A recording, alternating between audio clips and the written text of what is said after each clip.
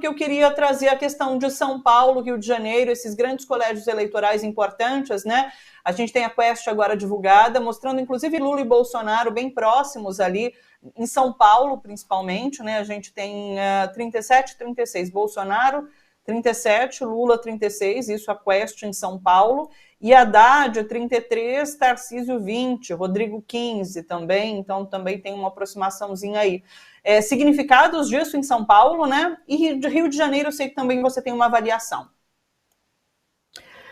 Olha, Thalita, a gente sempre tem falado, né, que as campanhas elas estão muito vinculadas, especialmente São Paulo, essa polarização nacional tem se reproduzido, então o Haddad tem se mantido ali, e um crescimento que o Bolsonaro registrou em São Paulo, e essa volta do antipetismo, acabou beneficiando o Tarcísio, que tem crescido também.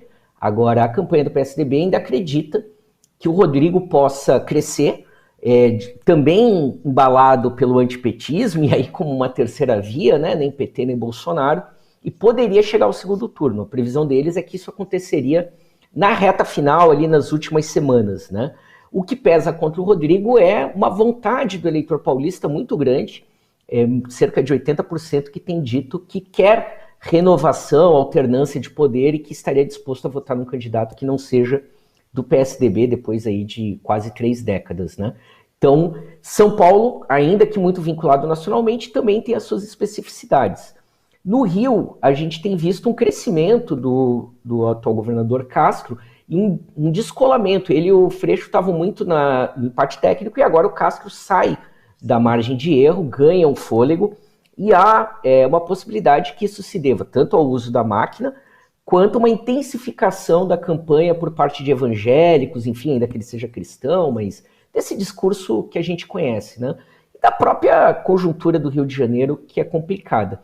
Então isso talvez a gente possa aferir na Datafolha amanhã e no IPEC na segunda-feira, porque nas últimas pesquisas o Lula estava melhor no Sudeste, havia superado Bolsonaro e estava se consolidando, havia conseguido um fôlego que poderia impulsionar fechar no primeiro turno, enfim, a gente sempre tem dito, né?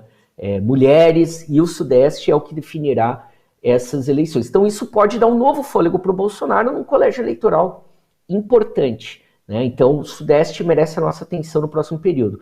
Agora tem uma questão que está bombando, digamos assim, entre os analistas e que é importante a gente levar em conta também, porque jogo é jogo, treino é treino, né? Pesquisa é pesquisa, eleição é eleição, que é a discordância em relação aos métodos de cada pesquisa. A gente sempre fala sobre telefone presencial, mas uma coisa tem vindo à tona essa semana, que é o seguinte, de que como cada instituto de pesquisa está contabilizando quantos brasileiros e brasileiras recebem até 2 salários mínimos e estão na faixa dos 2 aos 5 salários mínimos.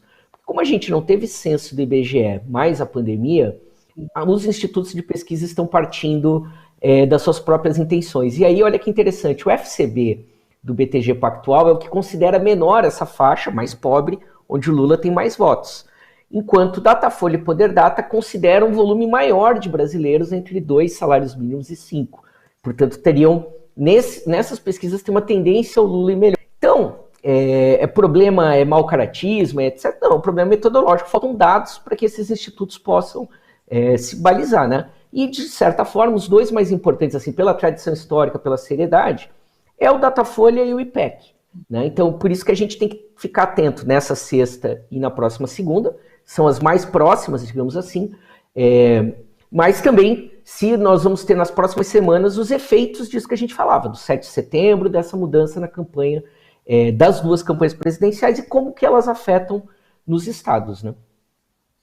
Interessante, né? A gente tem denunciado aqui os impactos do IBGE, do censo não ter sido feito, né, durante esse tempo todo, mas sempre com foco ali na construção de políticas públicas. Agora a gente vê o efeito também na pesquisa eleitoral, né, nesse momento de eleição, o quanto isso acaba afetando também. Curioso, eu não tinha visto essa crítica em relação à metodologia das pesquisas. Legal você ter trazido para a gente. Vamos ficar de olho, então, amanhã Datafolha, pessoal, e na segunda-feira IPEC. Vamos ficar de olho nessas duas pesquisas. Miguel, sempre muito bom te receber, poder conversar com você por aqui. Um beijo grande, desculpa mais uma vez por essa queda, mas aconteceu. Um beijo para você, bom final de semana. Bom final de semana e até a próxima semana.